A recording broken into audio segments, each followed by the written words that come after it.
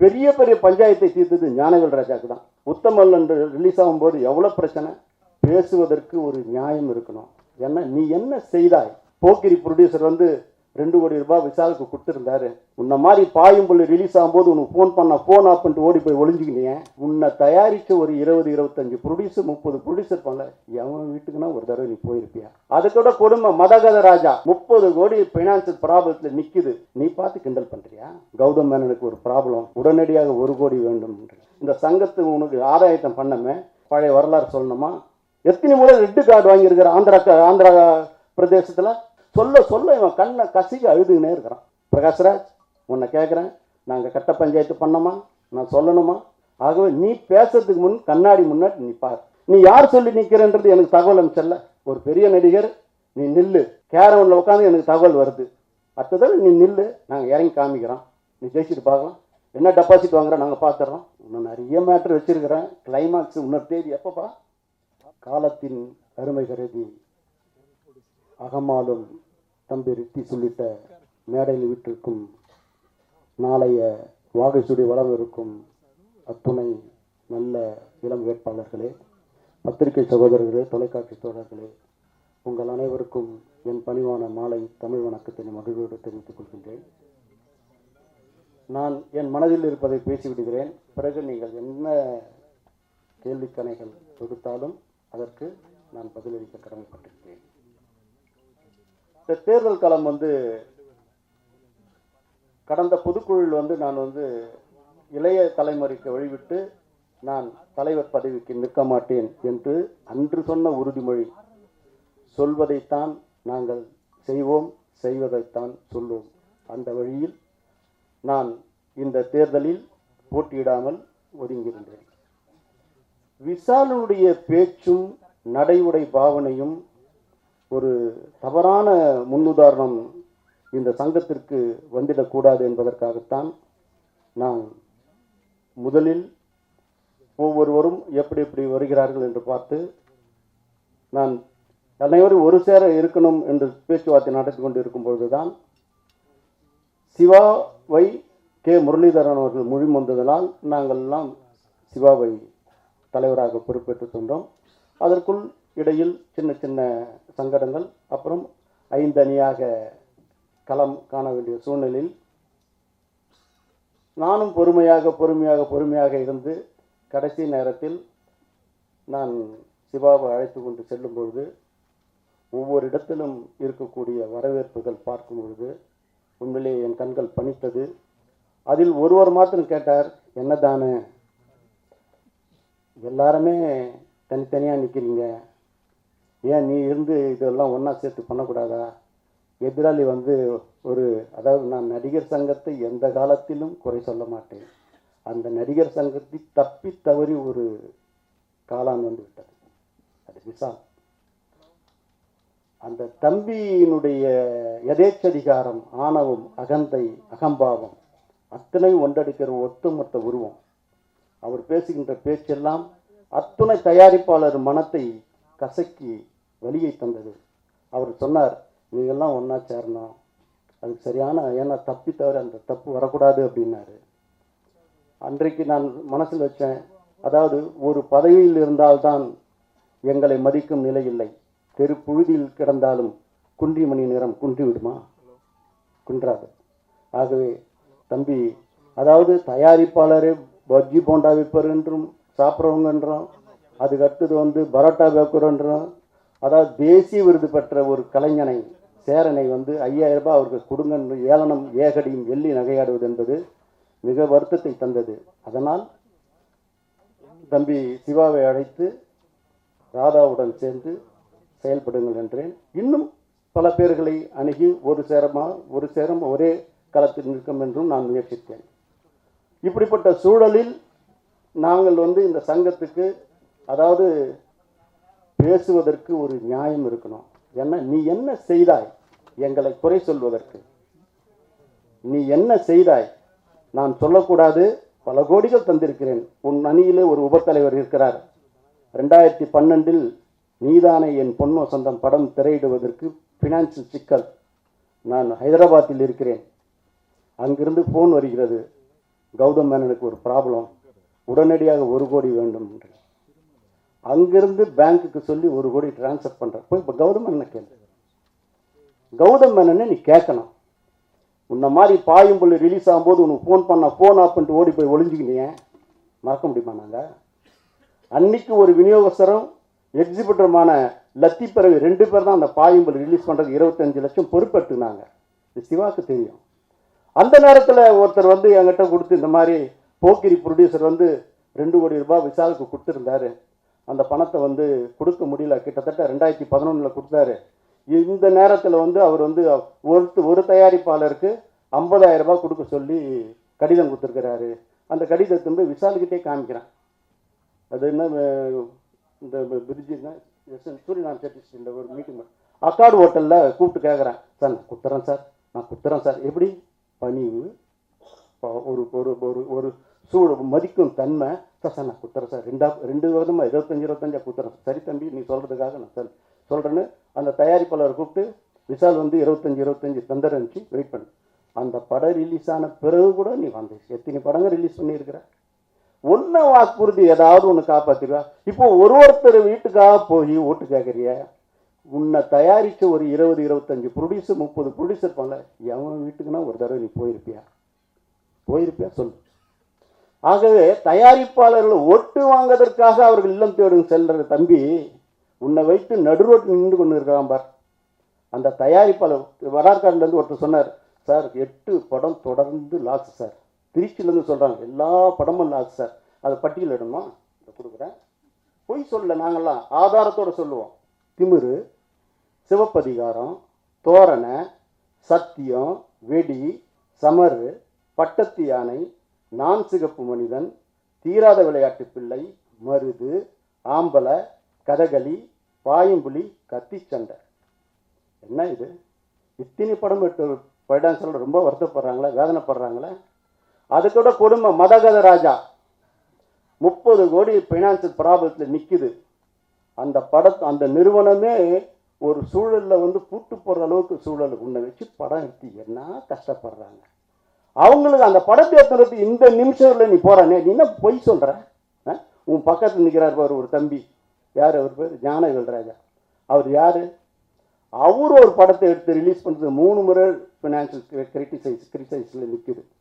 அவர் இந்த சங்கம் வந்து பெரிய பெரிய பஞ்சாயத்தை தீர்த்தது ஞானவேல்ராஜாவுக்கு தான். உத்தமல்லன் ரிலீஸ் ஆகும்போது எவ்வளோ பிரச்சனை. சரத்குமார் வந்து கிட்டத்தட்ட 3 நாள் தொடர்ந்து இரவும் பகலும் பாடுபட்டு அந்த ஈராஸ் குரூப்புக்கு பாம்பேக்கு பேசி, இங்கே ஃபைனான்சியல் வீட்டுக்கு போய் விடி பல்ல வளர்க்காம சாப்பிடாம உங்களுக்காக நாங்கள் அந்த நீ 10 கோடி கொடுத்து மாட்டிக்கணுன்றதுக்காக நாங்கள்லாம் இறங்கி வேலை செஞ்சு இந்த சங்கத்தை உனக்கு ஆதாயத்தம் பண்ணமே, நீ பார்த்து கிண்டல் பண்ணுறியா? பழைய வரலாறு சொல்லணுமா? வேணாம். கொம்பன் பண்ண ரிலீஸ் எப்படி அழுத, இன்னைக்கு யூடியூப்பில் போய் போட்டு பாருங்கள். நான் பேச பேச பேச ஒரு அரசியல் தலைவருக்கு எச்சரிக்கை கொடுக்குறேன், டாக்டர் சார் நீங்கள் தயவுசெய்து எங்கள் திரையுலகுக்கு வந்துடாதீங்க சார், நாங்கள் அப்படிப்பட்ட படம் எடுக்கிறது இல்லை, எனக்கு ரொம்ப வேண்டியவர், நீங்கள் அப்படியேப்பட்டவர், நீங்கள் படம் பார்த்துருங்க, நீங்கள் யார் பேச்சே கேட்டுட்டு நீங்கள் சொல்கிறீங்க, இது அப்படியேப்பட்ட படம் இல்லை. குடும்ப பாசத்தை, மாமனார் மருமகன் இருக்கிற அன்பை, பாசத்தை, ஒற்றுமையை, உணர்வை, உணர்ச்சியை கொப்பளிக்கிற படம் சார். சொல்ல சொல்ல இவன் கண்ணை கசிக்க அழுதுகினே இருக்கிறான். அதெல்லாம் பொய்யா? என்ன கட்ட பஞ்சாயத்து? பிரகாஷ்ராஜ் உன்னை கேட்குறேன், நாங்கள் கட்ட பஞ்சாயத்து பண்ணோமா? நான் சொல்லணுமா?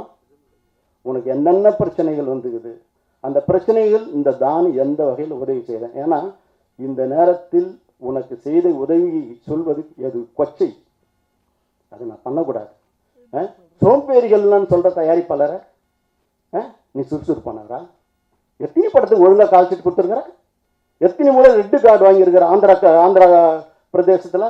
எத்தனை முறை பஞ்சாயத்து நடந்துருக்குது உனக்கு? எங்கேயாவது ஒழுங்காக ஒரு டப்பிங் வரதுக்கு எத்தனை பேர் கெஞ்சுவாங்க, எவ்வளோ பேசுவாங்க? உன் மனசு தங்கம்தான், ஆனால் தயாரிப்பாளரில் கஷ்டப்பட்டது இருக்குது பார், அது ரொம்ப கொடுமை. ஆகவே நீ பேசுறதுக்கு முன் கண்ணாடி முன்னாடி நீ பார். நீ யார் சொல்லி நிற்கிறன்றது எனக்கு தகவல் அனுப்பிச்சல்ல. ஒரு பெரிய நடிகர் நீ நில்லு, கேரவனில் உட்காந்து எனக்கு தகவல் வருது, இந்த மாதிரி ஒரு பெரிய நடிகர் வந்து கௌதம் மேனனையும் பிரகாஷ்ராஜையும் நிற்க சொல்கிறாருங்க. அதெல்லாம் நம்ம பேச வேண்டிய அவசியம் இல்லை. ஏன்னா ஒன்று மாத்திரம் சொல்கிறேன், தயாரிப்பாளர்கள் சங்கம் தயாரிப்பாளருக்குத்தான் பயன்படணும். ஏன் நடிகர் சங்கத்தில் வந்து தலைவராக போட்டிட்டிய அவங்க ராதாரவியும் சரத்குமார் மேலே கோபத்தில் நீ பண்ணிய அன்னைக்கு 4000 நாடக நடிகர்கள் இருந்தாங்க. அவங்களுக்கு 30 வருஷமாக பதவியில் இருந்தாங்க. ஒரு வாய்ப்பு கொடுக்கணும், உனக்கு கொடுத்தாங்க. கிட்டத்தட்ட 100 சில்லற ஓட்டில் ஜெயிச்ச. 65 ஓட்டு அங்கே ஊன்னு தான் நீ தோற்றுருப்ப. நாங்களாம் இறங்கி வீடு வீடாக போயிருந்தோமா நீ ஜெயிச்சிட முடியுமா? அடுத்தது நீ நில்லு, நாங்கள் இறங்கி காமிக்கிறோம், நீ ஜெயிச்சுட்டு பார்க்கலாம். என்ன டெபாசிட் வாங்குற நாங்கள் பார்த்துட்றோம். எதுக்கெடுத்தாலும் அகந்த ஆணவம் அகங்காரம். முதல் திருந்து இப்போ பார்த்தா முகத்தை போட்டோவில் பார்க்கறது கஷ்டமாக. முதல் வந்து ஃபேஷியல் பண்ணிக்க முகத்தை வந்து இப்போ போய் அகத்தி நடகு முகத்தை ஒரு குரூரம் வரக்கூடாது. உற்சாமியாக இருக்கணும். நாங்களாம் படம் எடுக்கணும்ல. நாங்களாம் படம் எடுக்க மாட்டோம்னு வச்சுக்கோ. நாங்களாம் தொட்டால் எங்கேயோ திரும்பி உட்கார வைப்போம். எத்தனை நடிகர்கள், எவ்வளோ பேர் கோடி கணக்கில் பணத்தை கொடுத்து ஒரு தயாரிப்பாளர் கஷ்டப்பட்ட அந்த 5 கோடி, இந்த 10 கோடி 12 கோடி கூட தயாரிப்பாளர் நடிகர்கள் இருக்கிற மத்தியில் நீ மாட்டும் ஓடி ஒன்று செல்ஃபோன் ஆஃப் பண்ணிட்டு பாயும் புள்ள பதிங்கினிய. நீ பாயும் புள்ளியா? புலின்னு அவன் எடுத்தா நீ பாயும் புலி. ஒருத்த தளபதி இளைய தளபதி வச்சா நீ புரட்சி தளபதி. என்ன புரட்சி பண்ண? உன்னை கேட்கறதுக்கு ஆளே இல்லையா? கனவுல நான் கனவுல நீ ஜெயிச்சா மாதிரி கனவு காண்றேன். ஒரு பிரச்சனை நீ ஊட்டியில் இருக்கிற ஷூட்டிங் நடந்துட்டு இருக்கிற. இங்கே படம் ரிலீஸ் பிரச்சனை 2 நாள் இருந்து முடிக்கணும். அங்கேருந்து வந்துட்டீங்கன்னா அந்த 2 நாள் ஷூட்டிங் யாரா பொறுப்பு? யார் தம்பி பொறுப்பு? சரி வராத போயிட்டீங்கன்னா இந்த படம் நீக்குமே. இதான் இருக்கணுமே. ஏன் இந்த மாதிரி அவலத்தில் உண்டாக்குற? எவ்வளோ கஷ்டம். இப்போ இன்னும் நிறைய மேட்ரு வச்சிருக்கிறேன். கிளைமாக்ஸ் இன்னொரு தேதி எப்பப்பா ராதா? 26க்கு நிறைய எவிடன்ஸோடு கொடுப்பேன். கொஞ்சம் நெஞ்சல் அவ்வளோ எவிடன்ஸ் வச்சுருக்கேன். உன்னால் ஒரு எவிடன்ஸ் சொல்லுது. கட்ட பஞ்சாயத்து எங்கே? நாங்கள் கட்ட பஞ்சாயத்து பண்ணி இன்னும் எங்களை பார்த்தா கட்ட பஞ்சாயத்து பண்ணுறேன். கை காசை கொடுத்து பண்ணுவோம். எத்தனை படங்களை ரிலீஸ் பண்ணிக்கிறோம் தெரியுமா? எத்தனை படம் லிங்கா படம் ரிலீஸ் ஆகும்போது எவ்வளோ லட்சங்களை நாங்கள் கொடுத்துருக்குறோன்றது எங்கள் மனசாட்சிக்கு தெரியும். வந்திருக்கிற ஃபெடரேஷன் இருக்கிறவங்களுக்கு தெரியும். எப்படி நீ வந்து கட்ட பஞ்சாயத்துன்னு சொல்லலாம்? ஊழல் சொல்கிறேன். டிசி தியாகராஜன் தங்கமோ தங்கம், வைரமோ வைரம், பவளமோ பவளம், கெம்போ கெம்பு, கோமேதகம். அப்படிப்பட்ட டிசி தியாகராஜன் பொருளெல்லாம் இருக்கும்போது ஊழல்னு சொல்கிறியா? உனக்கு கஷ்டம் தம்பி, ரொம்ப கஷ்டம். உனக்கு வந்து வாழ்க்கை நல்லா அமையுமான்றது எனக்கு தெரியல.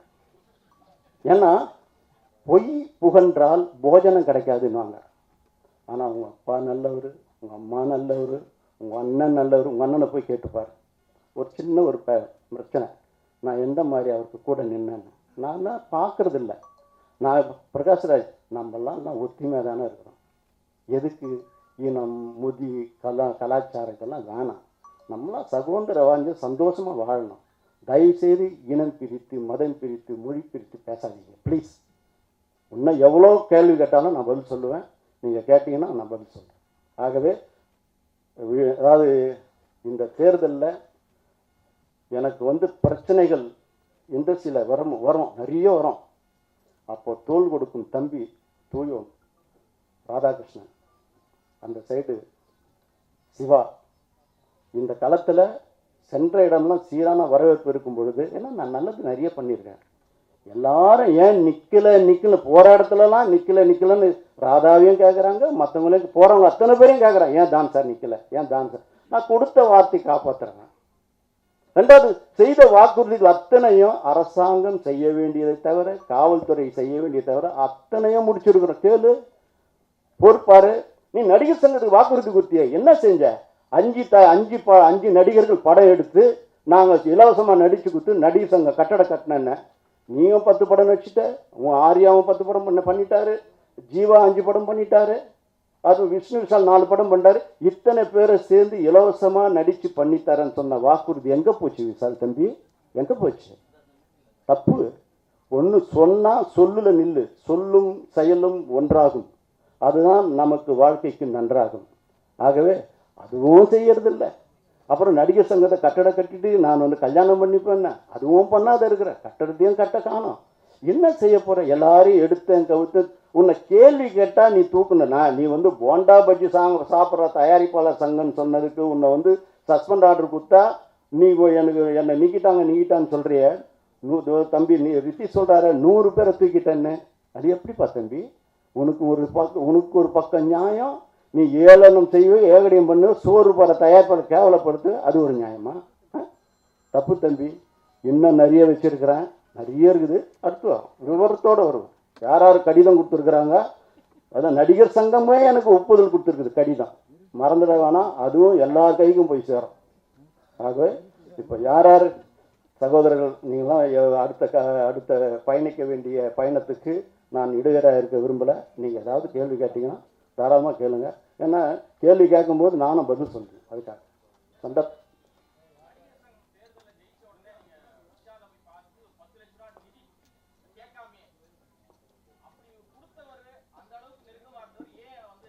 இல்லை தம்பி, இல்லை நீ சொல்கிறது 10 லட்சம் இல்லை, 20 லட்சம். 20 லட்சம் கொடுத்ததுக்கு நடிகர் சங்கத்துக்கு கலைப்புலி தானு வி கிரியேஷன் 20 லட்ச ரூபா டொனேஷன் கொடுத்தேன். அவர் கிரிக்கெட் மேட்ச் நடத்தும் போது வந்து கேட்கும்போது நன்றி சொன்னார், எல்லாமே சொன்னார். ஆனால் எங்கள் தயாரிப்பாளர் சங்கத்துக்கு அவர் என்ன செஞ்சிருக்கிறார்ன்றது உன்னுடைய கேள்வியே பதில்.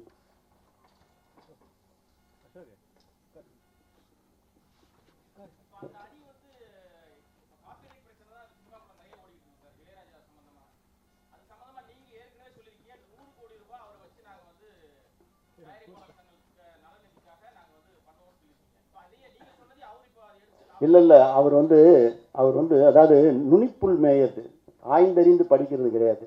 இளையராஜா சார் கச்சேரி நடத்தினா அந்த இசை நிகழ்ச்சி மூலமாக 5 கோடி வரலாம், 6 கோடி வரலாம், 3 கோடி வரலாம். இதுதான் நியம்.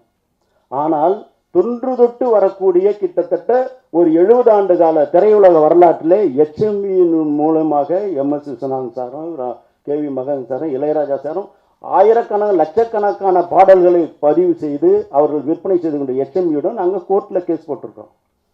அதே மாதிரி எக்கோ சுப்பிரமணியத்து மேலே கேஸ் போட்டிருக்கோம். தயாரிப்பாளர்களுக்கு சேர வேண்டிய பங்கு தொகை 50% இளையராஜா சார் அனௌன்ஸ் பண்ணி கிட்டத்தட்ட 100 கோடிக்கு பீஸ் கோர்ட்டில் ஸ்டாம்ப் டியூட்டி கட்டி பண்ணியிருக்கிறார். அவர் தயாரிப்பாளர்களுக்காக 50% இளையராஜாவே முன் வந்து கோர்ட் ஃபீ கட்டி பண்ணியிருக்கிறார். அந்த அந்த கேஸில் வந்து கண்டிப்பாக நாம் வெற்றி பெறுவோம். இளையராஜா வெற்றி பெறுவார். வெற்றி பெறும் பொழுது அவர் சொல்லிய பிரகாரம் 50 கோடி ரூபாய் சங்கத்துக்கு தருவார். அது எந்தெந்த தயாரிப்பாளருக்கு போய் சேரணுமோ அது போய் சேரும். கடந்த முறை கூட கடந்த ஒரு 6 மாதத்துக்கு முன் 28 லட்சம் ரூபாய் இளையராஜா மூலமாக வசூல் செய்து அத்தனை பேருக்கும் பகிர்ந்து கொடுத்தோம். இப்படி வரலாறு தெரியாத தம்பி அதுக்கு நடி வேணா விட்டுடு.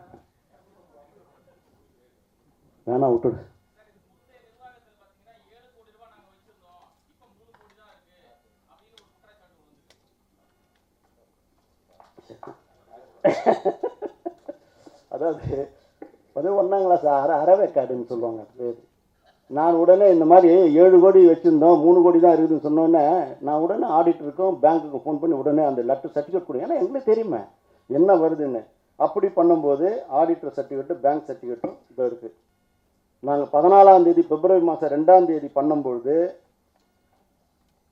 2009 2010 அமரர் ராமநாராயண் பீரியடில் வைப்பு தொகை 3 கோடி 60 லட்சம் இருந்தது. 2010-11 அமரர் ராமநாராயண் பீரியடில் 4 கோடி 94 லட்சம் இருந்தது. SA சந்திரசேகர் 2011-12 வந்து 4 கோடி 87,80,482 இருந்தது. 2012-13 SA சந்திரசேகர் தலைமையில் வந்து அந்த வைப்பு நிதி வந்து 4 கோடி 78,83,822 இருந்தது. கோதண்டராமையா 2013-14 வந்து 6 கோடி 58,42,884 இருந்தது. 2014-15 கோதண்டராமையாவில் 6 கோடி 97,02,525 இருந்தது.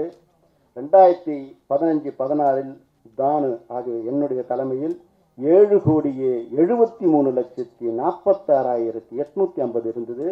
2016-17 வந்து 7 கோடி 53,74,133 இருக்குது. இது 14/2/2017 அன்று சங்கம் அறக்கட்டையில் இருக்கக்கூடிய கையிருப்பு. அதுக்கப்புறம் செலவுலாம் ஆயிருக்கு.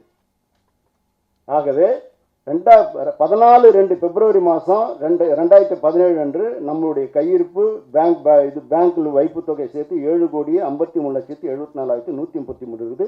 இது ஆடிட்டர் சர்டிஃபிகேட், பேங்க் சர்டிஃபிகேட் எல்லாமே இருக்கு. ஆகவே ஏதாவது வந்து வந்ததை பேசுது, வேவாத பேசி, வந்ததை பேசி, வேவாத வடித்து, அசிங்கப்பட்டு, அவலப்பட்டு, கேவலப்பட்டு, ஐயே தப்பான ஒரு ஆளை நாசர் பக்கத்தில் வச்சுக்கிறாரே, நம்ம தான் கஷ்டமாக இருக்குது. நான் கூட சமீபத்தில் ஒரு கடிதம், நாசர் என்று சொல்லும்போது புனித ஸ்தலமான மெக்கா மெதினா யாத்திரை ஸ்தலம் தான் எங்களுக்கு ஞாபகம் வரும். ஆனால் பக்கத்தில் ஒரு வேணாம், இன்னும் நிறைய இருக்கு.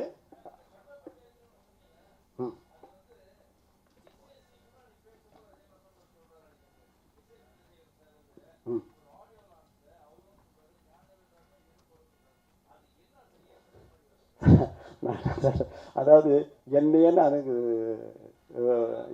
என்னையே நான் வருத்திக்கிற மாதிரி. ஏன்னா விவரம் தெரிஞ்சவங்கெல்லாம் வந்து அதுக்கப்புறம் அவர் சொன்னதுக்கப்புறம் அவரே எனக்கு வந்து அலுவலகத்தில் அந்த மாதிரி சொல்லிட்டாங்க, தானு சார்கிட்ட போய் சொல்லுங்கள், தப்பாக நினைக்க வேணான்னு அவர் மறுப்பு சொல்லிட்டார்.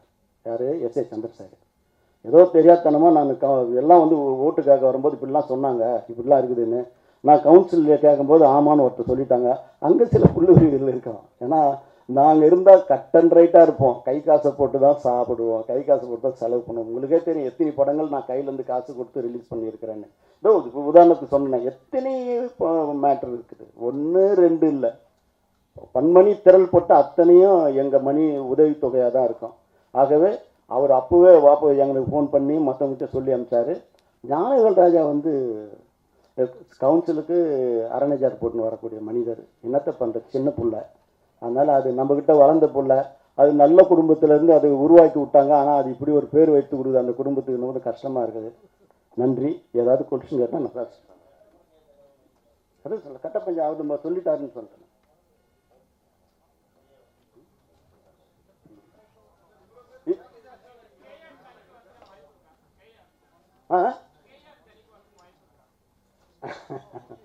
அதாவது என்னுடைய உணர்வு, தயாரிப்பாளர் வெற்றி பெற வேண்டும், தயாரிப்பாளர் இனம் தழைத்தோங்க வேண்டும். எஸ்.எஸ். வாசன் அவர்களும், ஏவி மையப்ப செட்டியார் அவர்களும், நாகிரெட்டியார் அவர்களும், டி.ஆர். சுந்தரம் அவர்களும், சின்னப்பா தேவர்களும் இப்படிலாம் கட்டி காத்த சங்கத்துக்கு ஒரு இடையூறு வரக்கூடாது என்பதற்காகத்தான் நாங்கள்லாம் இப்படி இருந்தோம். ஆக சிந்திப்பதற்கு இன்னும் 10 தினங்கள் இருக்குது. ஆகவே அதற்குரிய உங்களுடைய எண்ணங்கள் நிறைவேறுவதற்கு ஆண்டவனை பிரார்த்திப்போம். நன்றி, வணக்கம். கடந்த 2 ஆண்டுகளிலும் கடந்த 4 ஆண்டுகளிலே இந்த சங்கம் என்ன செய்திருக்கிறது என்பதை செயலாளராக இருந்தவன் என்ற முறையில் சில முக்கியமான நிகழ்வுகளை உங்களுக்கு கோடிட்டு காட்ட விரும்புகிறேன். ஏன்னா பொதுவாக எதுவுமே செய்யலன்னு ஒரு கருத்தை பேசிக்கிட்டு செஞ்சது எல்லாத்தையும் மூடி மறைச்சா அது சரியா இல்லை. தானுசார் அவருடைய தலைமையிலே நாங்கள் வந்ததுக்கப்புறம் போன முறை அந்த தேர்தல் வாக்கில் கொடுத்ததில்லை. அந்த இடம் என்பதும் ரிலீஸ் ரிலேஷன் என்பது 2 மட்டும்தான் செய்ய இல்லாமல் போனது. அதை தவிர இன்றைக்கும் அந்த தேர்தல் வாக்குகள் எடுத்து படுத்து பார்த்தால் அத்தனை விஷயங்களும் அது நிறைவேற்றப்பட்டிருக்கிறது. சில விஷயங்கள் முடிந்தவரை நிறைவேற்றப்பட்டுள்ளது. உதாரணமாக சேட்டலைட் வைக்கிறது மாதிரி விஷயங்கள்லாம். ஸோ முதல்ல நாங்கள் வந்த உடனே என்ன பண்ணோன்னா, இதுக்கு முன்னாடி அவர் கேஆர் இருந்துட்டு நம்பிக்கையில்லா தீர்மானத்தில் ஒரு காலகட்டத்துக்கு அப்புறம் அவர் இல்லாமல் நானும் ராதாகிருஷ்ணன் அவர்களும் தியாகராஜன் அவர்களும் மட்டுமே நிர்வாகத்தை கவனிக்க வேண்டிய ஒரு சூழ்நிலை வரும் பொழுது அந்த நேரத்தில் கொண்டு வரப்பட்டது தான் அனைத்து விதமான விளம்பர கட்டுப்பாடுகளும். அந்த விளம்பர கட்டுப்பாடுகள் ஒரு தமிழ் சினிமா 4 கோடி 5 கோடிக்கு விளம்பரம் பண்ணுற நிலைமைக்கு போய் ஒன்னொன்றும் எந்த ஒரு சிறிய நடுத்தர படங்களும் கண்ணுக்கே தெரியாம ஆகி பெரிய படங்கள் வந்தால் மட்டும்தான் தெரியும், வெளியே இல்லாட்டி மற்றெல்லாம் தெரியாதுன்ற அளவுக்கு நம்ம ஒரு மிகப்பெரிய மாயை உண்டாக்கி சிறு படங்கள்லாம் வெளியிடுறதுக்கே பயந்து. ஏன்னா அவங்களுடைய போஸ்டர் சைஸ் ஒரு 20 சீட் போஸ்டர்ஸ், 18 சீட் போஸ்டர்ஸ், அதுக்கு நடுவில் சிறிய படங்கள் 4 சீட் 6 சீட்லாம் அடித்து ஒட்டி அது கண்ணுக்கு தெரியாமல் போய் மிகப்பெரிய ஹோர்டிங்கள் பெரிய பெரிய படங்களுக்கு சென்னை நகரம் மிகப்பெரிய ஹோர்டிங்கள் சென்னை நகரம் முழுக்க வச்சு மொத்த சிட்டியை மூடி வச்சு வேற படங்களே தெரியாமல் ஆனதுக்கப்புறம் தான் சிறிய படங்களையும் நடுத்தரமான பட்ஜெட் படங்களையும் காப்பாற்றுவதற்காக அதிரடியான முடிவுகளை எடுத்து இப்படித்தான் விளம்பரம், இப்படித்தான் கட்டுக்கோப்பை கொண்டு வந்து 75 லட்சம் ரூபாய்க்கு மிகாமல் விளம்பரம் செய்யப்பட வேண்டும் என்ற ஒரு கட்டாயத்தை உருவாக்கி அதன் மூலமாக முதலாக வெளியிட்டு பெரும் வெற்றியும் பயனையும் அடைந்த படம் திரிஷாலதன் நயன்தாரா. அதில் பெரிதாக பயனடைந்தவர் யார் என்பது உங்களுக்கு தெரியும். அவர்கள் தான் இன்றைக்கு இதையெல்லாம் விமர்சித்துக் கொண்டிருக்கிறார்கள், சங்கம் என்ன செய்யுது என்று. இப்படி ஆரம்பிக்கப்பட்டு தானசார் அவர்கள் தலைமையிலே அடுத்த நிர்வாகம் வந்ததுக்கு பிறகு நாங்கள் நேரடியாக சென்று தினத்தந்தி அதிபர் திரு பாலசுப்ரமணியன் அவர்களை சந்தித்து எங்களுடைய பிரச்சனைகளெல்லாம் சொல்லி அவர்களிடத்திலே 2700 ரூபாய் இருந்த 10 செகண்ட் விளம்பரம் தினத்தந்தியை எங்களுக்காக 500 ரூபாய்க்கு கேட்டு பெற்றோம். பெரிய மனதுடன் உங்களுக்கு செய்யாமல் என்ன சினிமாவுக்கு செய்ய நான் கடமைப்பட்டிருக்கிறேன் என்று அவர் பெரிய மனதுடன் முதலாக 500 ரூபாய்க்கு அதை கையெழுத்திட்டு கொடுத்தார். 10 செகண்ட் விளம்பரம் 2700 ரூபாயிலிருந்து 500 ரூபாய் ஆக்கப்பட்டது. அதே போல ஹலோ எஃப்எம் விளம்பரம் 2200 ரூபாயிலிருந்து 7 ஸ்டேஷனுக்கு சேர்த்து 900 ரூபாய் ஆக்கப்பட்டது.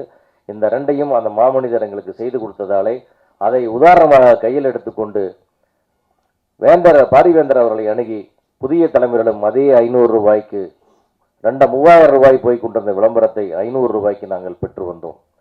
இவ்வாறாக சன் மியூசிக்கில் 50% டிஸ்கவுண்ட், இப்படி எல்லா சேனலையும் வாங்கி 7 சேனலில் ஃப்ரீ ஸ்லாட் வாங்கி கவுன்சில் மூலமாகவே டேப் கலெக்ட் பண்ணி கவுன்சில் மூலமாக விளம்பரம் கொடுத்தோம். 7 சேனலில் 10 செகண்ட்ஸ் விளம்பரம் கொடுக்கறதுக்கு தயாரிப்பாளரிடம் நாங்கள் சார்ஜ் பண்ணது வெறும் 500 ரூபாய்.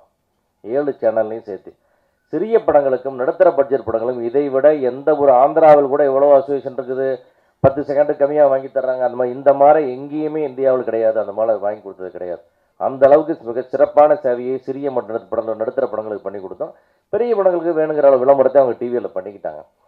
இந்த மாதிரி ஒரு ஸ்டேஜாக நாங்கள் படம் எடுக்கிறவங்களுக்கான பிரச்சனைகளை பார்க்கும்போது படம் எடுக்காத சீனியர் மூத்த தயாரிப்பாளர்களுக்கான வேணுங்கிற சலுகைகள், அவங்களுக்கு வேணுங்கிற இன்சூரன்ஸ், என்னென்ன பெனிஃபிட்ஸு, இன்சூரன்ஸை தாண்டி கேட்கப்படுகிற தொகைகள், இப்படி எல்லாத்தையும் கொடுத்து அவருடைய எல்லா விதமான நல்லது கெட்டது எல்லாத்துலேயும் கலந்து இப்போ இன்னைக்கு தேர்தல் வாக்குறுதியில் ஒருத்தர் என்ன கொடுத்துட்டு அதெல்லாம் நாங்கள் செஞ்சுட்டு இருக்கிறது தான். அதை எவ்ரி இயர் ஒரு செலவு வர காஸ்ட் ஆஃப் லைஃப் இந்த இன்க்ரீஸ் ஆகிற மாதிரி நாங்கள் ஏற்றி கொடுத்துட்டு இருந்த மாதிரி இந்த முறையும் எல்லாரும் ஏற்றி கொடுக்கப்படுகிறது தவிர எதுவுமே புதுமையான திட்டங்கள் இல்லை. அதே போல் திருட்டு விசிடி ஒழிப்புக்காக ஒரு மிகப்பெரிய ஒரு மீட்டிங் ஒன்று நடத்தி கிட்டத்தட்ட 200 தயாரிப்பாளர்களை வர வைத்து அவர்கள் முன்னிலையிலே அன்றைக்கு நடிகர் சங்க செயலாளராக திரு விஷால் அவர்களும் தயாரிப்பாளர் சங்க உறுப்பினராக கலந்து கொண்டார். அவருடைய நண்பர்கள் வந்திருந்தார்கள். அங்கே இருக்கிற எல்லாரும் அன்றைக்கி அங்கே இருந்தாங்க. அன்றைக்கு நாங்கள் ஒரு தீர்மானத்தை எடுத்து கொடுத்தோம்.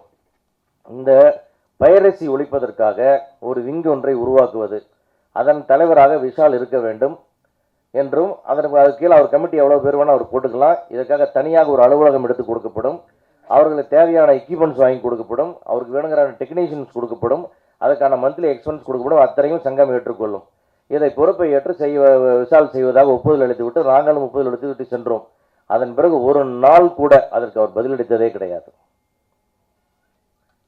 திருட்டு விசிடி ஒழிக்கிறோம், பைரசி ஒழிக்கிறோம்னு சொல்லிட்டு நம்ம பேட்டி கொடுத்தாலும் மட்டும் பத்தாது. அதுக்கு எல்லா விதமான உங்களுக்கு அதற்கான சக்தி இருக்கிறது. நீங்கள் போனால் ஒரு பாப்புலாரிட்டி இருக்குது, நீங்கள் போனால் 10 போலீஸ் வருது, 10 பப்ளிக் வருது, நீங்கள் பண்ணுங்கள், உங்கள் தலைமையிலே இயங்கட்டும்னு சொல்லி அவருடைய முழு சுதந்திரத்தையும் முழு அதிகாரத்தையும் அவருக்கு கொடுத்தோம். அதுக்கப்புறம் ஒரு நாள் கூட அதுக்கு அவங்க பதில் சொன்னது கிடையாது. ஸோ இது முழு செலவையும் கம்ப்ளீட்டாக அதுக்கான எக்யூப்மெண்ட்ஸ், வாடகை, தனி கவுன்சிலில் கூட நீங்கள் செயல்பட வேண்டாம். உங்களுக்கு எந்த கட்டுப்பாடும் கிடையாது. நீங்கள் தனியாக ஒரு ஆஃபீஸ் எடுத்துக்கலாம். எல்லா விதமான நீங்கள் பட்ஜெட் கொடுங்க, உங்களுக்கு பேமெண்ட் ரிலீஸ் பண்ணுறோன்னு சொல்லி அன்றைக்கி நம்ம தீர்மானம் எடுத்து இன்றைக்கும் தீர்மானம் சங்கத்தில் இருக்கிறது. அதுபோக நாங்கள் யாரையுமே உதாசீனப்படுத்தியோ ஏன் அவங்க செய்யணும் இவங்க செய்யணும்லாம் செய்யவே இல்லை. விஷால் சார் வந்தார், நீங்கள் ஆர்வமாக செய்கிறீங்க, உங்களோட இன்ட்ரெஸ்ட் எங்களுக்கு பிடிச்சிருக்கு, செய்யுங்க. அப்படி தான் நம்ம எல்லாத்தையும் செய்ய சொல்லியிருக்கோம். அந்த மாதிரி தான் சங்கம் எல்லா இடத்துலையும் செயல்பட்டுருக்கு. எங்களுக்கு யாரும் தனிப்பட்ட விரோதமோ அவர் வேண்டாம் இவர் வேண்டாம்னே கிடையவே கிடையாது. நடிகர் சங்க தேர்தலில் கூட நாங்கள் அவ்வளோ வருஷம் ஒன்றாக டிராவல் பண்ணதுனால சரி சரத்குமாரோட இவ்வளோ வருஷம் பழகிருக்கோம், நம்மளோட இயல்பாக போயிட்டுக்கலாம், நம்ம ஆதரிக்கிறோன்ற முறையில் ஆதரிச்சுமே தவிர மற்றபடி விஷால் வரக்கூடாது அப்படின்லாம் நம்ம இந்த மாதிரி நிலைப்பாடுகளும் எடுக்கலை. அதேமாதிரி வந்த பேர் வரவேற்றோம், அவர் பேச்சுவார்த்தைக்கு வந்தவள வரவேற்றோம். எல்லா நேரத்துலையும் அவங்களை கூட்ட போதெல்லாம் எல்லா சர்வீஸும் நாம கொடுத்துருக்கோம். நான் கேட்ட சர்வீஸ் அவங்க கொடுத்துருக்காங்க. ஆனால் சங்கம் எதுவுமே செய்யலை எப்படி செய்யும்? உங்களை கூப்பிட்டு இவ்வளோ பெரிய பொறுப்பு கொடுத்து நீங்கள் என்ன செஞ்சீங்க? செய்ய மாட்டீங்க. ஏன்னா செய்யறதும் கூட நோக்கம் இல்லை. ஸோ எல்லாத்தையும் குறை சொல்கிறதே நோக்கம் எடுத்துட்டீங்கன்னா செய்ய முடியாது. நீங்கள் டெஃபினட்டாக அதை ரியலைஸ் பண்ணி பார்க்கணும். அப்படி ஒரு பொறுப்பு கொடுத்துக்கு நீங்கள் என்ன பதில் சொன்னீங்கன்னா முடிஞ்ச அதே தயாரிப்பாளருக்கோ மீடியாவுக்கோ நீங்கள் பதில் சொல்லுங்கள் தயவு செஞ்சு. அதே மாதிரி சங்கத்தினுடைய ஒவ்வொரு செயல்பாடுகளும் நாங்கள் அதே மாதிரி வந்து சிறிய படங்கள் பல படங்கள் இரவு பாடாக வெளியீட்டுக்கு உங்களுக்கு வந்து என்னென்னா டிஸ்ட்ரிபியூஷன் டெய்லியுமே பேசிக்கிறது பாருங்க. இப்போ பாருங்க ஃபோன் வந்துட்டே இருக்கு, ஒரு விழித்திரு படம் வெள்ளிக்கிழமை ரிலீஸ் ஆகணும், அதுக்கான வேலைகளை பார்த்துட்டு இருக்கிறோம். போன வாரம் ஒரு படம் வேலையை பார்த்துட்டு இருக்கிறோம். அன்னைக்கு ஜெய்கர் ஒரு ஆடியோ ரிலீஸில் சொன்னால் அந்த படத்தை நாங்கள் ஸ்டேஜுக்கு நாங்களே தான் கொண்டு வந்தோம். இப்படி ஒரு எண்ணற்ற படங்களுக்கான எண்ணற்ற சிரமங்கள் நாங்கள் எடுத்துகிட்டு இருக்கிறோம். இரவு பகலும் ஒவ்வொரு வியாழக்கிழமையும் தூங்காத நைட்டு தான். ஏதோ ஒரு பிரச்சனை வரும், ஒரு படம் ரிலீஸுக்கு பிரச்சனை வரும், ஃபோன் பண்ணுவோம். அதே சமயத்தில் அதே மாதிரி வந்து இதில் வரைக்கும் பார்த்தீங்கன்னா விஷால் சார் வந்து நடிகர் சங்க செயலாளருக்கு அப்புறம் எனக்கு ஒரு 10 வாட்டி பேசியிருப்பார். 10 வாட்டியுமே இன்னைக்கு காலையில் ரிலீஸு, அந்த படத்தை நிறுத்துங்க, அதுக்கு கியூபை ஸ்டாப் பண்ணுங்க, எனக்கு ஆர்டிஸ்ட்டுக்கு பணம் வரணும், இவங்களுக்கு பணம் தெரியல அவங்களுக்கு பணம் தெரியலன்னு சொல்லி ஃபோன் பண்ணுவார். நானும் சம்மந்தப்பட்டவங்களாம் எடுத்து எல்லாம் பேசிட்டு முடிஞ்ச வரைக்கும் ட்ரை பண்ணுறதுக்கு என்ன காரணம், ஏன் தர முடியலன்னு சொல்லுவேன். சிலதுக்கு டைம் வாங்குவோம், பேசுவோம். தவிர இதுவே நடந்துட்டு இருக்கும். நான் வந்து ஒரு நடிகர் சங்க செயலாளராக அவருடைய செயல்பாடுகளை 100% அப்ரிசியேட் பண்ணுற ரொம்ப சந்தோஷம். அதே மாதிரி தயாரிப்பாளர் சங்க செயலாளராக இந்த வேலையை நான் பார்த்துட்டு இருக்கிறேன். இப்போ 2 கோரியில் ஏறிட்டு நீங்கள் எதில் சவாரி பண்ண போகிறீங்க? முதல்ல அது செய்யவே முடியாது. ஏன்னா உங்களுடைய ரத்தம் நடிகனுக்கு தான் பேசும், என் ரத்தம் தயாரிப்பாளருக்கு தான் பேசும். நான் 4-5 படம் நடிச்சு அடுத்த எலெக்ஷன் நடிகர் சங்கம் வந்துட்டு என்ன ஆகும்? அப்பவும் தயாரிப்பாளருக்கு தான் பேசும். நம்ம இயற்கையாக ஒரு உணர்வுன்னு ஒன்று இருக்குது, அதுதான் பேசும். அதனால நீங்கள் வந்து தயாரிப்பாளர் சங்க தலைவராக நீங்கள் ஜஸ்டிஸ் பண்ணவே முடியாது உங்களால். ஏன்னா உங்களுடைய மனசும் உங்களுடைய எண்ணம் செயல் எல்லாம் நடிகனுடைய கவலையில தான் இருக்கும். அதுக்கு தான் நீங்கள் பேசுவீங்க. அதனால் அதை தப்பு சொல்ல, பட் அதை வச்சுட்டு இங்கே வர்றதுன்றது எந்த விதத்துலையும் சரியில்லாத விஷயம். அதனால வந்து இதே நடிகர் சங்கத்துக்காக இந்த தயாரிப்பாளர் சங்கத்தினுடைய தேர்தல் ஒற்றுமைக்காக ஆரம்பத்திலிருந்து டே 1லேருந்து நான் முயற்சி பண்ணியிருக்கிறேன். நானும் நண்பர் தனஞ்சயன் அவர்களும் இந்த எலெக்ஷன் ப்ரொசீஜர்லாம் எதுவுமே யார் என்னங்கிறத அறிவிக்கிறதுக்கு முன்னாடி விஷால் சார்ட்ட நான் பேசிட்டேன், வாங்க சார் மீட் பண்ண போகலான்னு அவர் என்னை கூப்பிட்டாரு. நானும் அவரும் போனோம். ஆட்சி ஹவுஸில் ஷூட்டிங்கில் இருந்தார், கேரவனில் போய் பேசினேன். அவர்கிட்ட நான் கேட்ட விஷயம் தான் சார், ஆஃபீஸ் பேரருக்கு வர்றவங்க ப்ரொஃபஷனல் ப்ரொடியூசர்ஸாக இருக்கணும், தொழில்முறை தயாரிப்பாளராக இருக்கணும். தன்னை வச்சு தானே படம் எடுத்துக்கிறவங்க, எப்பாவது படம் எடுக்கிறவங்க, ஒரே ஒரு வாட்டி படம் எடுத்தவங்க, இந்த மாதிரி இருக்கக்கூடாது சார். ப்ரொஃபஷனலாக ப்ரொடியூசராக இருக்கணும். அதனால் ஆஃபீஸ் பேரர்ஸ் நீங்கள் ப்ரொடியூசர்ஸ் எல்லாமே யாரையும் நீங்கள் கொண்டு வரக்கூடாது. கமிட்டியில் நீங்கள் மெம்பர்ஸ்லாம் கொண்டாங்க, நம்ம எல்லாரையும் கூப்பிட்டு பேசுவோம். உங்களுக்கு நம்ம எல்லாருக்கும் பொதுவான ஒரு 6 பேரை செலக்ட் பண்ணுவோம். அந்த 6 பேர் ஆஃபீஸ் பேராக இருக்கட்டும். இப்போ கமிட்டியில் நீங்கள் வேணால் நடிகர் சங்கத்துக்கு கொஞ்சம் பேரை வச்சுக்கோங்க. இது ஒரு ஸ்மூத்தாக போகும் சார், கான்ட்ரவர்சி வேணால், நம்ம நிறையா பிரச்சனைகள் எதிர்கொள்ள வேண்டி இருக்குது.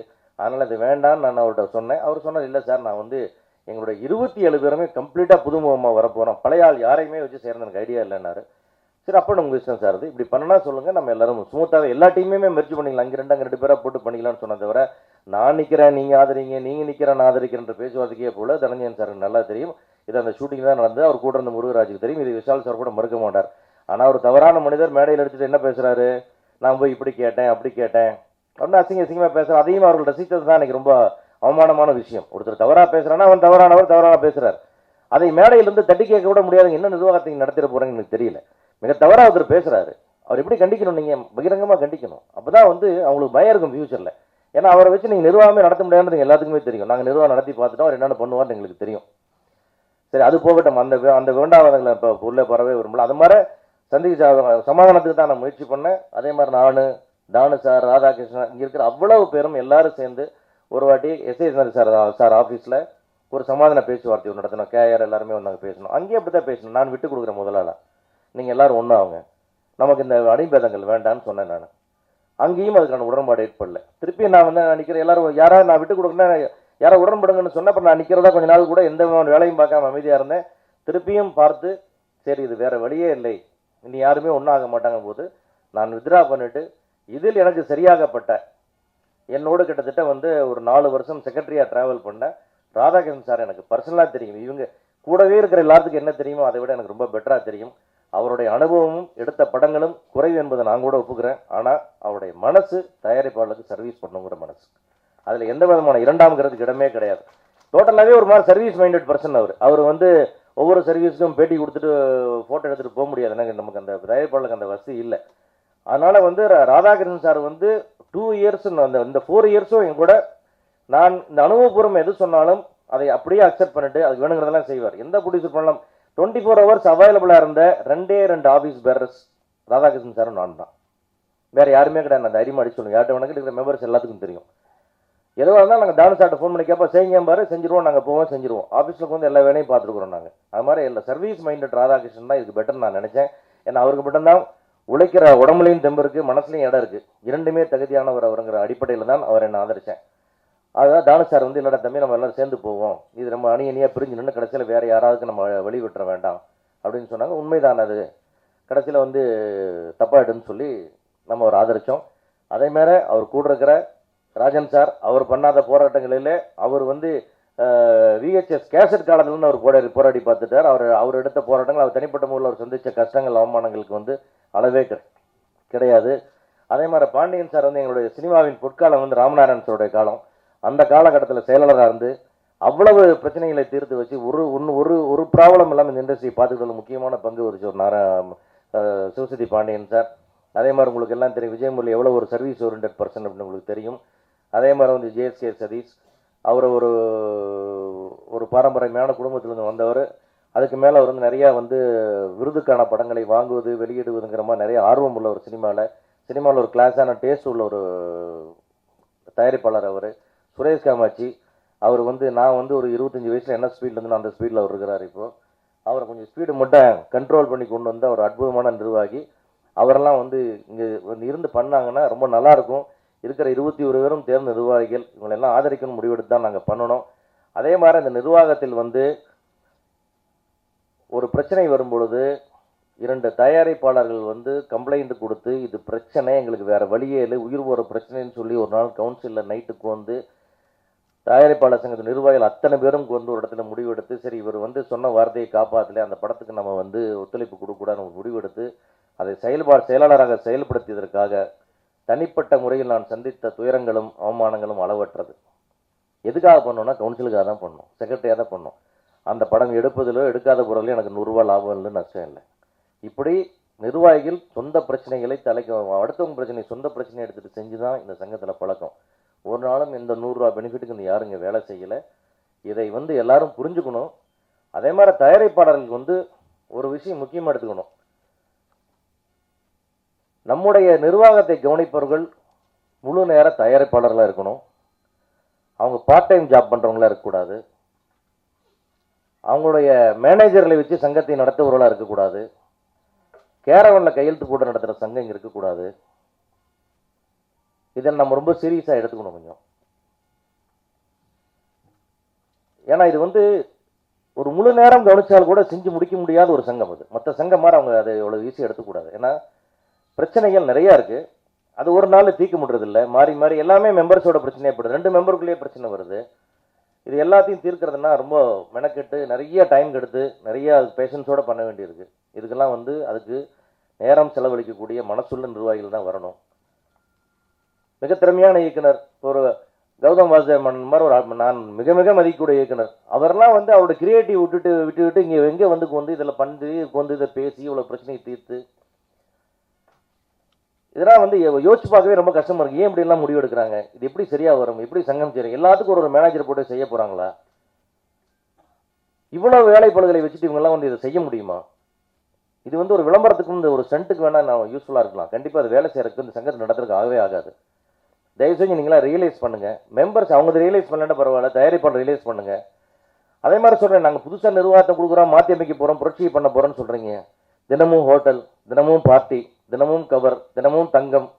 இங்கேருந்து நேர்மையான நிர்வாகம் வரப்போகுதுன்னு எனக்கு தெரியல. இது எல்லாரும் செய்கிற யார் உங்களால் தான் ஒருத்தர் ஆரம்பித்து வச்சார் தங்கம் கொடுக்குறேன்னு. அவருடைய வழிமுறை பின்பற்றி அவருடைய வழிகாட்டத்திலோடு அந்த தேர்தல் நடத்திட்டு இருக்கீங்க. எப்படி இந்த சங்கத்தில் என்ன நேர்மையை கொண்டு வர முடியும்னு தெரியல எனக்கு. அந்த ஒரு தீய சக்தி நீங்கள் உள்ள வச்சிருக்க வரைக்கும் இந்த சங்கத்தில் எந்த நேர்மையும் நீங்கள் கொண்டு வரவே முடியாது. அப்படித்தான் ஆரம்பிக்கும் அது. அவர் பேட்டர்ல தான் போவீங்க. கிளப்பில் மீட்டிங், கிளப்பில் பார்ட்டி, கிளப்பில் ஸ்பீச்சு, கிளப்பில் கவர், கிளப்பில் கோல்டு, இப்படி தான் போயிட்டுருக்கும். ஸோ அதை தவிர்த்து நீங்கள்லாம் வெளியே வரணும். நான் டெஃபரெண்டாக வந்து விஷால் சாரோட நேர்மையிலையோ அவருடைய செயல்திறனிலையெல்லாம் எனக்கு ஒன்றும் இரண்டாம் கருத்து கிடையாது. ஆனால் இதுக்குள்ளே நீங்கள் வர முடியாது. நீங்கள் 2 குதிரையில் நீங்கள் ஒரு ஒட்டகத்திலேயே ஒரு குதிரையிலையும் சவாரி பண்ணுற ட்ரை பண்ணுறீங்க. இது எப்படின்னே தெரியல எனக்கு. 2 குதிரை கூட போகிறாங்க. இது ரெண்டு வேறு இதில் சவாரி பண்ண ட்ரை பண்ணுறீங்க. இது ரொம்ப தவறான விஷயம். இதை அவர் புரிஞ்சுக்கிறாரே இல்லையோ, அவருக்கு என்ன கட்டாயமோ இல்லை அவருக்கு என்ன தேவைப்படுதோ எனக்கு தெரியல. ஒரு ப்ரொடியூசர்ஸும் புரிஞ்சுக்கணும். இது நிச்சயமாக சாத்தியமில்லாத விஷயம்.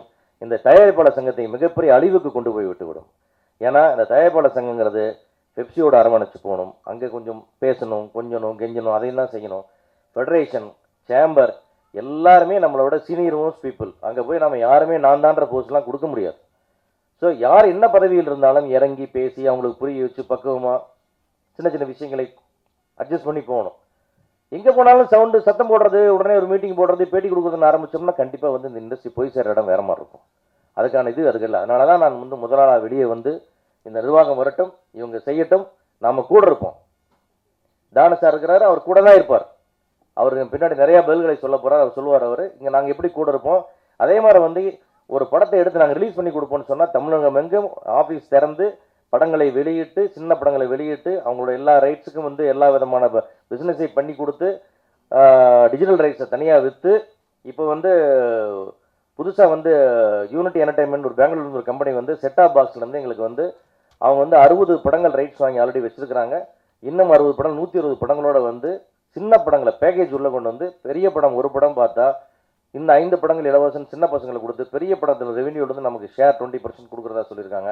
இந்த மாதிரி நிறைய ஸ்கீம்ஸ் நாங்களும் ஒர்க் அவுட் பண்ணிகிட்டே இருக்கிறோம். இது நடந்துடும். இது எல்லாமே இப்போ சைன் ஆகிடும்.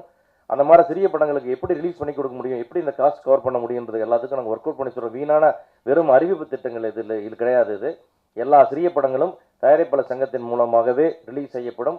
அதற்கான விளம்பர செலவு மட்டும் தயாரிப்பு சங்கங்களை ஏற்று கம்ப்ளீட் ரெவென்யூ பார்த்துட்டு அந்த எக்ஸாக்ட் காஸ்ட்டை மட்டும் கழிச்சிட்டு வித்தவுட் சர்வீஸ் சார்ஜ் ப்ரொடியூசர்ஸ் திருப்பி கொடுக்கப்படும். அவங்களுடைய படங்கள்லாம் வெளியிடப்படும். அதே மாதிரி போன முறை நாங்கள் வந்து எடுத்த பெரும் முயற்சினால 54 படங்களை நாங்கள் சேட்டலைட் விற்று கொடுத்துருக்குறோம். நாங்கள் விற்று கொடுக்க நினைச்சு 125 படத்தை விற்று கொடுக்கணும்னு நினைச்சோம். பட் 54 முடிஞ்சுது. அவ்வளவு கூட என்ன கண்ணா எல்லா சேனல்களோட பேசி கட்டாயப்படுத்தி போராடி பண்ணோம். இதில் எத்தனை பேரை நாங்கள் தனிப்பட்ட முறையில் பகைச்சுக்கிட்டோம், எத்தனை பேருக்கு எதிரியாக இருக்கிறோம், எவ்வளோ விமர்சிக்கப்பட்டோன்றதெல்லாம் இதெல்லாம் எங்களுடைய இழப்பு. அதையெல்லாம் இழந்து தான் இதை பண்ணி கொடுத்துட்ருக்குறோம். அதனாலே தயவு செய்து ஒவ்வொரு தயாரிப்பாளரும் தயவு செஞ்சு யோசிங்க. இந்த தேர்தல் தயாரிப்பாளருக்கான தேர்தல். 1000 உண்டிங்கு ஜாதி ஆயினும் அந்நியர் வந்து புகுதென்னல் நீதிங்கிற மாதிரி இந்த இடத்த நம்ம எடுத்துக்கணும். அவர்கள் அந்நியர்கள் தான். நம்ம தயாரிப்பாளர் தான். இந்த வழி அவங்களுக்கு தெரியாது.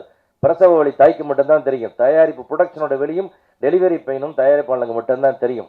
தயாரிப்பாளனுடைய போர்வையில் இருக்கிற யாருக்கும் தெரியவே தெரியாது. அதை முழுமையாக தெரிஞ்சங்க இருக்கிற அத்தனை பேர்த்துக்கும் எப்படி ஓட்டு போடலாம் சரி, தயவு செஞ்சு தயாரிப்பாளருக்கு ஓட்டு போடுங்கள். அவ்வளோதான். இந்த 21 பேர் 27 பேர் உங்களுக்கு கருத்து மாறுபட்டிருக்கா, இன்னொரு தயாரிப்பாளருக்கு ஓட்டு போடுங்க. தயவு செஞ்சு தயாரிப்பாளர் அல்லாத யாருக்கும் ஓட்டு போடாதீங்க. முழு நேரம் ப்ரொஃபஷனல் ப்ரொடியூசராக இருந்தால் ஓட்டு போடுங்க. இதை என்னுடைய வேண்டுகோளாக ஏற்று இங்கே இருக்கிற இந்த ஒற்றுமைக்கு பாடுபட்ட எங்களுடைய பாசத்துக்குரிய அண்ணன் தானு அவர்களுக்கு மிகப்பெரிய நன்றியை கூறி, ஏன்னா அவர் அவ்வளோ தூரம் சொல்லி முன்னெடுத்து நீ நில்றான்னு சொல்லும்போது நின்று பார்த்தா கூட ஏன்னா நம்ம ஜெயிக்கிறோம், இதெல்லாம் எந்த நம்பிக்கை அடிப்படை இருந்தாலும் நம்முடைய பலம் அத்தனையும் கொண்டு போய் ராதாகிருஷ்ணனுக்கு சேர்ப்போம் அப்படின்னு அவரும் சொல்லி இது கொண்டு வந்து சேர்த்து இங்கே இருக்கிற அத்தனை பேரையும் நம்ம வெற்றி பெற செய்யணும். எப்படி செய்தாலும் இது தயாரிப்பாளர் சங்கத்தின் வெற்றியாக இருக்கணும். தயாரிப்பாளர் சங்கம் தயாரிப்பாளர்களுக்கு என்ற முழக்கம் இங்கே போட்டியிடுகிற அத்தனை தயாரிப்பாளருடைய மனதிலும் இருக்க வேண்டும் என்று வேண்டி கேட்டுக்கொண்டு விடைபெறுகிறேன். நன்றி. பத்திரிகையாளர்களுக்கு இன்னும் 3